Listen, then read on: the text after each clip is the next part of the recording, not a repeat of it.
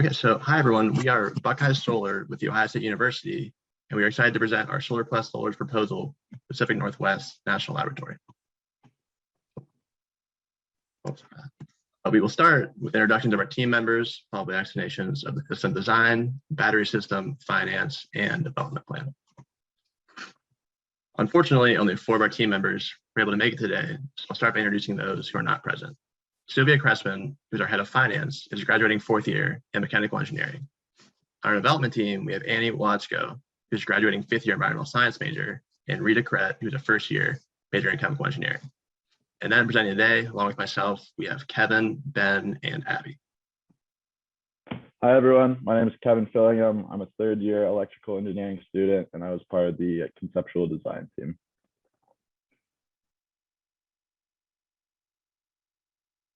Hi, my name is Abby Herman, and I'm a 3rd year in industrial and systems engineering, and I'm part of the conceptual design team as well. Hi, I'm Ben Moskis. I am a 3rd year electrical engineering student, and I was on the battery design team. And then my name is Jacob Welter, and I'm a 3rd year chemical engineering major, and I was also on the design team. Our team was advised by Dr. Paul Berger, who's in our university's electrical engineering department. Okay, so now we'll start with an overview of our design. We designed a 1,395 kilowatt system of 3,637 panels, consisting of ground mounts on North and South Campus, in addition to rooftop panels on the ESML building. So for the solar panel selection, we chose the SunPower E-Series commercial panels. In choosing solar panels for the district, we prioritized efficiency and reliability of the panels. So they have a monocrystalline silicon panels with 135 solar cells.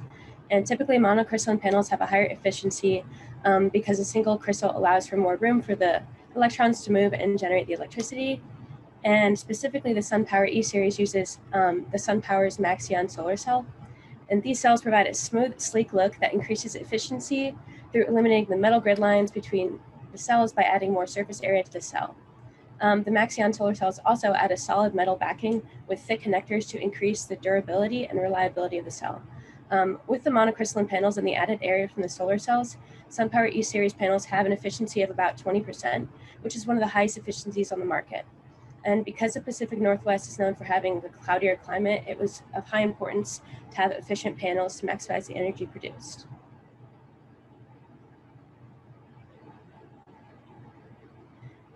And for the panel tilt, for solar panels in the Northern Hemisphere, they should typically be facing south in order to maximize the energy production.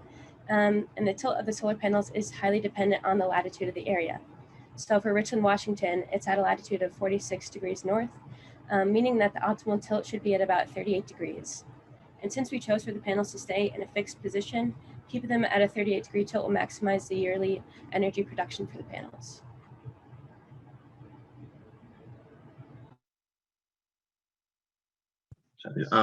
When deciding where to place the panels, we attempted to find locations that minimize obstructions, like a block sunlight on the panels, while also being in relatively close proximity to the buildings that require outage ride-through. We opted for 3 larger systems, as kind of seen in the blue marked areas on the maps, as opposed to multiple small systems for finance and simplicity. Now moving on to the battery system, because resilience is the main focus on the PNNL campus, we decided to create 2 battery systems to supply the 5 buildings that require a critical load power. So for our north system, we are powering the 318 and the 331 building. And for the south campus, we're powering ESML 3400 and 3410.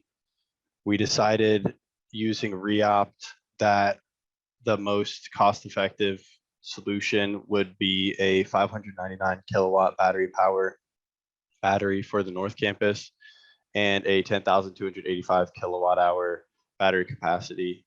And then for the south campus using REOPT, we decided that an 806 kilowatt battery power and a 19,060 kilowatt hour battery capacity would be the most efficient size. And for the placement of these batteries, on the left, you can see the 331 building, and the field to the left of that is where our ground mount system would be. And we would locate the batteries just north of those. And then for the south battery system, which you can see on the right, we would place the battery system north of the ESML building. So for our battery power dispatch, our plan is for the panels to charge the batteries during the day, and the batteries provide the resilience to the system.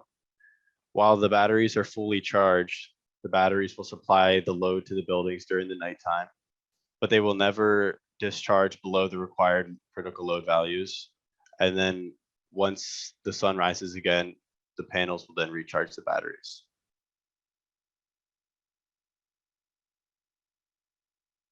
All right, and now we will move on to finance. So to assess the finances, multiple financial analyses were ran for different solar panel locations, including the ESML building, north ground mounts, and south ground mounts. With the PPA agreement, the price per kilowatt hour of AC comes out to $0.139 for the ESML building, $0.105 for the north ground mounts, and $0.109 for the south ground mounts. Ultimately, it will be up to the lab to decide which systems they want to implement, depending not only on the finances, but other things such as aesthetics. All systems provide some utility offset, as you can see by the south ground mounts in the chart to the right. Over the project period, the system is able to offset about $3.4 million of utility costs for solar.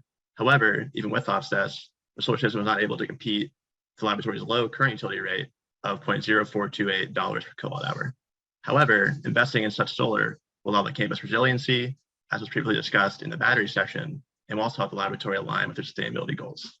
Over the 30 years, the system will provide about 49,000 pounds of CO2 offset, which is equivalent to about 733,564.5 trees planted.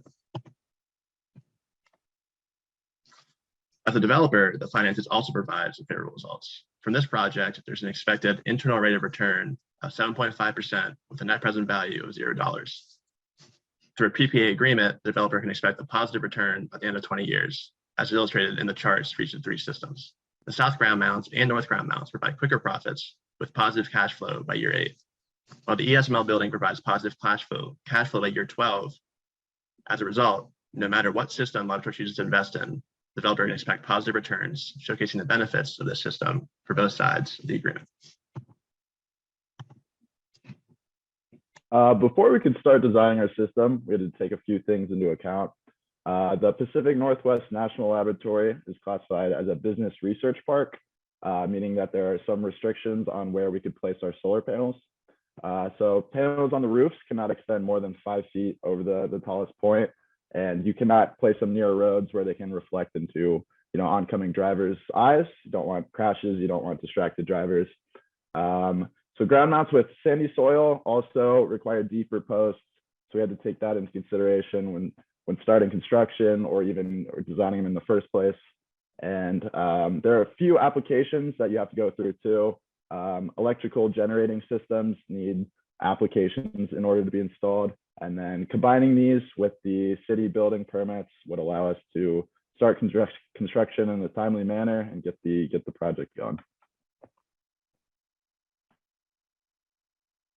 Awesome. Well, thank you. I believe that's the end of our presentation, and we are now ready for questions.